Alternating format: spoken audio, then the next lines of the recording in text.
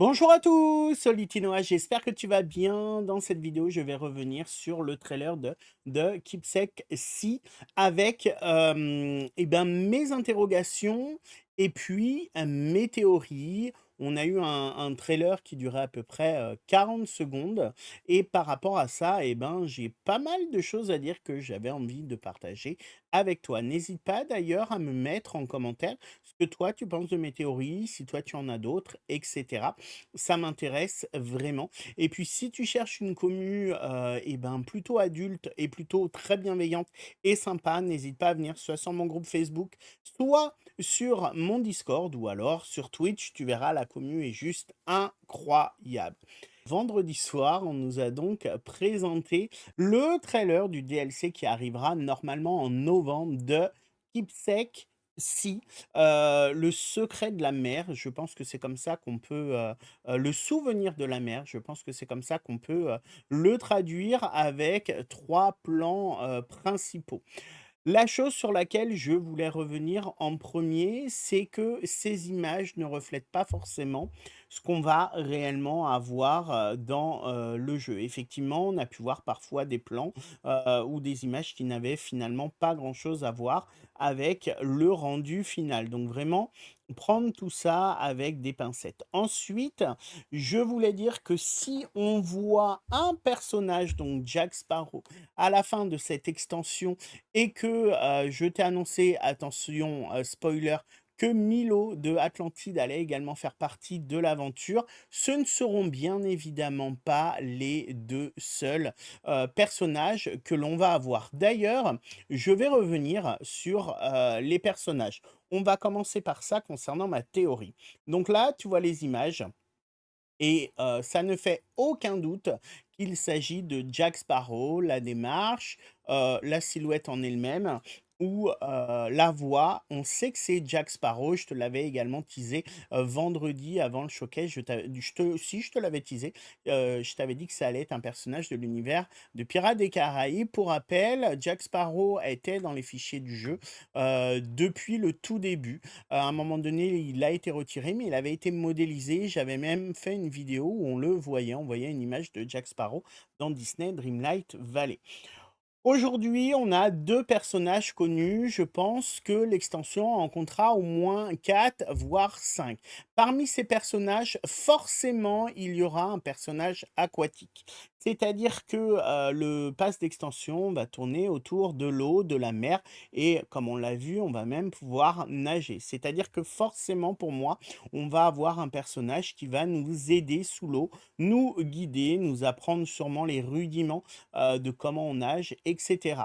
On avait d'ailleurs eu dans des questionnaires sur le jeu plusieurs personnages aquatiques de proposer, comme des personnages de l'univers de Nemo, de la petite sirène comme Sébastien ou Polochon, etc. Donc pour moi, c'est sûr et certain qu'on aura au moins un personnage aquatique.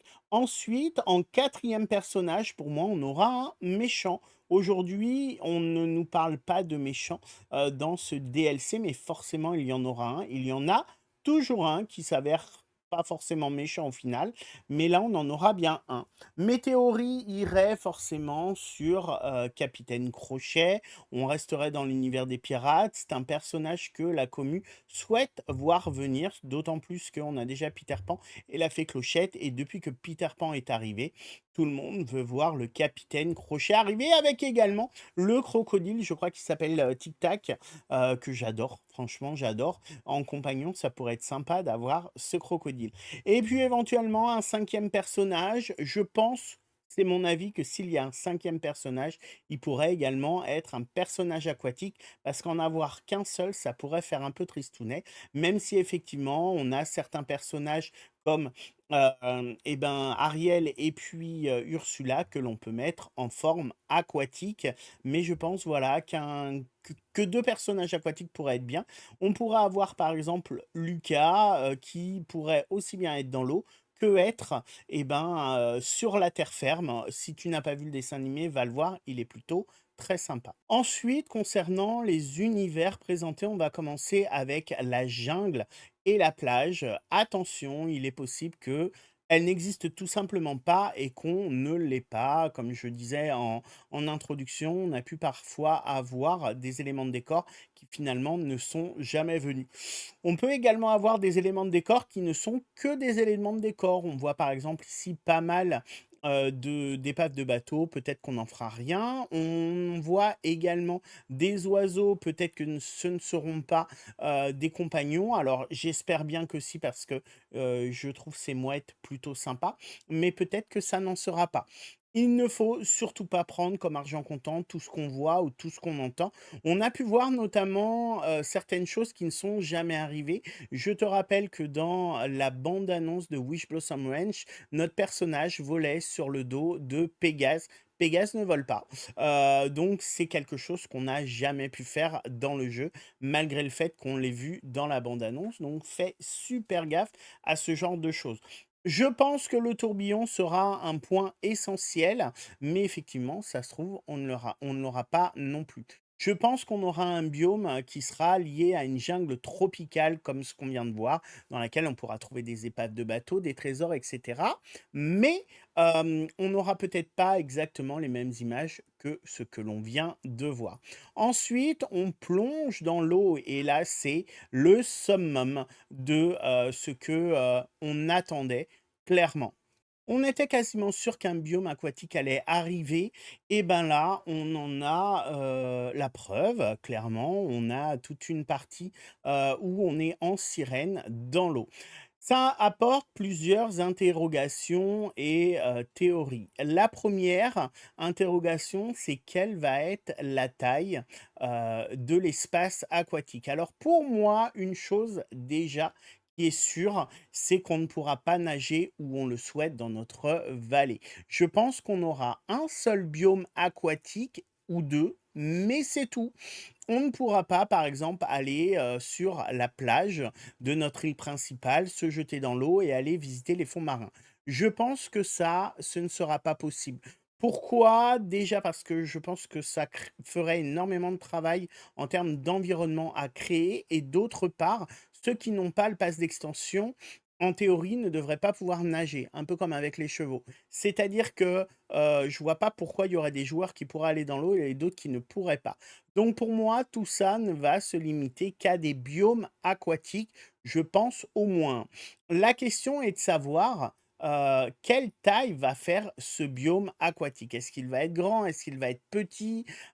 C'est vraiment la question et surtout quelle utilité on va avoir. Est-ce qu'on va pouvoir le décorer? Est-ce que ça va être une zone où on va faire des jeux, des épreuves et cetera et que ça ne sera que ça? Est-ce qu'il va être grand? Est-ce que des personnages pourront y habiter? Est-ce qu'on pourra y avoir une maison? Je ne sais pas. Ma théorie et c'est, je pense à ça même avant avoir vu les images, c'est qu'on aura un biome que l'on pourra décorer, où on aura une maison spécifique, on pourra vivre dedans, habiter dedans, déguisé en du moins pas déguisé, mais en habillé en sirène ou en triton, on pourra vraiment vivre sous l'eau. Pourquoi? Tout simplement parce que pour moi, le fait d'avoir cette zone sous l'eau peut nous apporter des nouvelles, choses que les développeurs peuvent vendre dans le shop premium, des nouveaux types de déco, des nouveaux types d'habitations, pourquoi pas des personnages également, et également de la customisation au niveau de notre personnage, mais on y reviendra un peu plus tard. Donc pour moi, ça va être un vrai biome comme les autres. Il faut dire qu'on attend un biome aquatique depuis longtemps et si on l'attend, bah, c'est également pour pouvoir y vivre. Un autre argument également, c'est que si on a des personnages aquatiques, il faut bien qu'ils vivent quelque part. Je les vois mal vivre dans une zone de jeu, par exemple, ou une zone vide qu'on ne pourrait pas décorer. Donc pour moi, là, effectivement, on voit, des choses vraiment, superbes sous l'eau. Alors c'est très décoré, mais peut-être même trop décoré parce qu'on ne sait pas où regarder tellement il y en a. Les poissons, par contre, c'est assez surprenant. Les poissons qu'on a, on ne voit rien de nouveau. On ne voit que des poissons qu'on a déjà. Alors c'est peut-être pour pas nous montrer, trop de nouveautés, mais j'ai hâte de voir ce qu'il y a derrière ce trou. Ensuite, justement au niveau de notre personnage, je pense qu'on va pouvoir le customiser. Je pense que dans un premier temps, les customisations seront gratuites, un peu comme on pouvait faire avec notre cheval, c'est-à-dire choisir, la couleur, la taille et cetera. Là, finalement, en termes de customisation, il n'y a pas grand-chose. Il semble n'y avoir que la queue de sirène. J'espère qu'on pourra, choisir la couleur, et puis voir comment on peut l'agrémenter avec des vêtements. Est-ce qu'on va pouvoir se transformer en Ariel avec la tenue complète? À suivre, mais ça pourrait être sympa et encore une fois, ça peut être des choses, qu'ils pourront mettre dans le shop premium. En parlant de ça, j'espère que les développeurs vont sincèrement, s'ils souhaitent le faire tout de suite à la sortie, du DLC. Effectivement, on a attendu, 9 mois pour avoir des customisations de chevaux dans le shop premium, alors que, on en attendait et qu'on avait envie d'en avoir même, pourquoi pas des nouveaux chevaux qu'on n'a toujours pas eu. On a vu par contre que pour, l'arrivée de Winnie l'ourson, on a eu très rapidement des skins, pour, Winnie et ses amis. Donc ça, c'est cool parce que dans le shop premium, ils les ont mis tout de suite. Ce qui me fait dire que maintenant, quand on aura un pass d'extension, si jamais ils veulent mettre des choses dans le shop premium lié à ce pass d'extension, ils n'attendront pas forcément.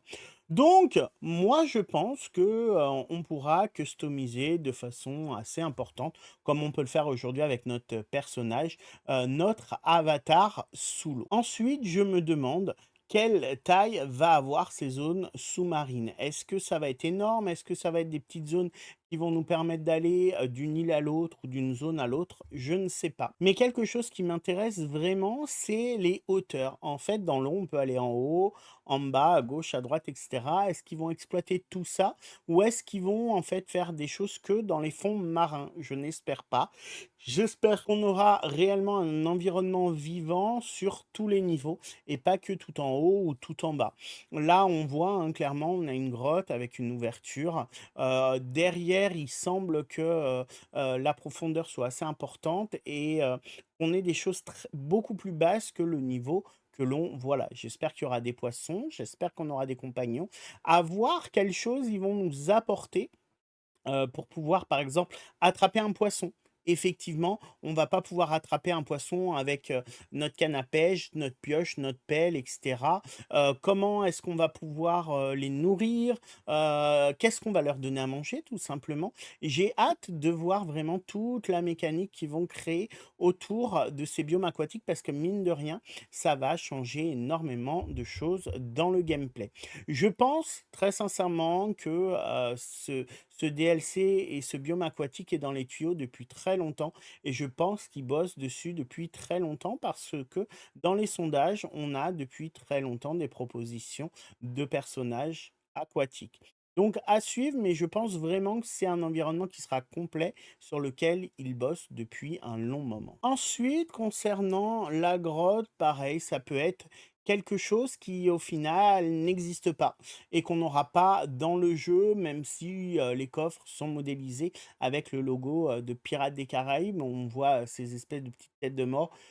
Je pense qu'on les aura d'une façon ou d'une autre, mais on n'aura peut-être pas spécifiquement, cette image-là, cette grotte-là. Je pense que la grotte en elle-même ne sera pas forcément un lieu ou un biome, du moins pas un lieu, mais un biome. Je pense qu'elle sera rattachée à un biome, un peu comme ce qu'on a eu dans Wish Blossom Ranch avec l'endroit où on trouve, effectivement, la fleur géante ou dans, le DLC de Winnie l'ourson avec l'arbre, le chêne qui est, au centre, et qui fait partie un peu de chaque biome. Le fait de voir arriver Jack Sparrow peut vraiment ouvrir la porte à énormément de licences. C'est la 1 fois qu'on aura un personnage, lié à un univers Disney, mais d'un film ou d'une attraction Disney, en l'occurrence d'un film, parce que même si Pirates des Caraïbes, ça vient d'une attraction, on a un personnage emblématique, Jack Sparrow, dont Johnny Depp a donné vie de façon époustouflante. Donc ça peut ouvrir la porte sur beaucoup de choses. Du Marvel, du Star Wars, j'y crois pas forcément tout de suite parce que je pense que ça ferait un trop gros mélange. Jack Sparrow, encore pourquoi pas, mais ça voudrait dire qu'on pourrait voir, par exemple, arriver Mary Poppins dans le jeu ou des personnages, Percy Jackson aussi peut-être, des personnages de films ou de séries Disney.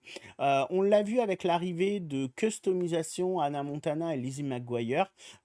Les développeurs bossent aussi sur des licences de Disney Channel. Ça peut être juste génial. Je l'ai dit, je crois, en live, mais pourquoi pas, du coup, des personnages de la bande à Picsou, de Tic et Tac Ranger Duris, de Mister Mask, etc. Ça peut ouvrir la porte vraiment à beaucoup d'autres personnages et franchement, ça pourrait être super sympa. Ma théorie de façon générale sur ce DLC, c'est que on se retrouve avec Milo qui vient nous chercher pour explorer des zones sous-marines où on rencontrera donc un poisson. Je pense qu'on pourra aller assez rapidement après avoir commencé le DLC sous l'eau parce que c'est quelque chose qu'on va attendre avec impatience et que une fois qu'on sera sous l'eau, on aura accès à d'autres zones comme la jungle tropicale où on trouvera d'autres personnages comme Jack Sparrow à la recherche soit d'un trésor, un peu à l'image d'une chasse au trésor, ça pourrait être cool,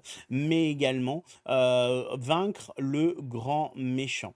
J'espère qu'ils ne feront pas les mêmes erreurs que ce qu'ils ont fait pour Wish Blossom Ranch. À savoir avoir une histoire en fait assez courte et pas forcément très intéressante ou très cohérente.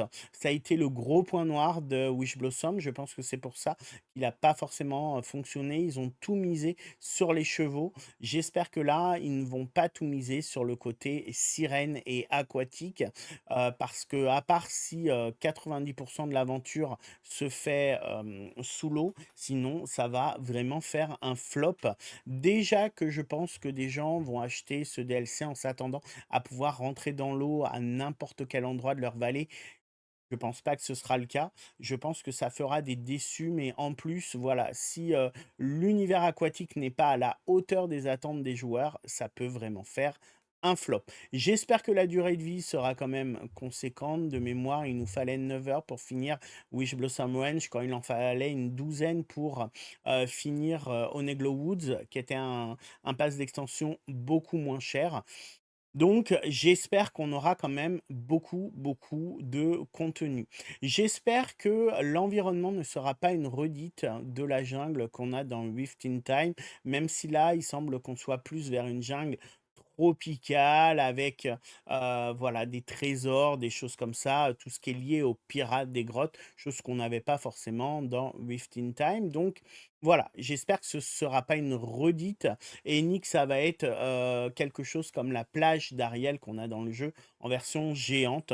Ça ferait un peu vide. J'espère qu'on aura beaucoup de zones à visiter, beaucoup de zones à décorer également. Pourquoi pas le village de Jack Sparrow, du moins le village, la ville de Jack Sparrow, ça pourrait être juste génial. Imagine que tu es dans Disney Dreamlight Valley, un biome qui soit bah, ce qu'on retrouve dans l'attraction de Pirates des Caraïbes. Ça pourrait être juste incroyable. J'espère vraiment que ce sera le cas, mais à suivre, on n'a pas encore beaucoup d'informations par rapport à tout ça. Un petit point également, on voit sur ce plan-là les voiles. Certains me disaient que ça leur faisait penser aux voiles des enfants perdus de Peter Pan. À suivre, ça peut annoncer l'arrivée de Crochet ou pas d'ailleurs. Comme je l'ai dit tout à l'heure, il ne faut absolument pas se fier aux apparences. On a pu voir des choses des fois où on se disait ah bah ça va être ça et finalement pas du tout. Donc je prends avec des pincettes vraiment tout ce qu'on peut voir à l'écran. La seule certitude, c'est que on aura un biome aquatique, qu'on va pouvoir se transformer en sirène pour pouvoir nager sous l'eau. Et surtout, j'en ai pas parlé tout à l'heure, mais vraisemblablement, on aura des petits boosts, comme on le voit, pour faire des petites pirouettes, etc. sous l'eau. Ça peut être vraiment sympa. Dis-moi ce que tu penses de mes théories. En tout cas, moi, j'ai hâte d'en savoir plus. J'ai hâte d'en découvrir plus. Je pense qu'il faudra attendre encore quelques semaines avant d'avoir d'autres infos, d'autres images, mais en tous les cas, j'ai grand hâte. Merci beaucoup d'avoir regardé la vidéo et je te dis à très bientôt. Bye!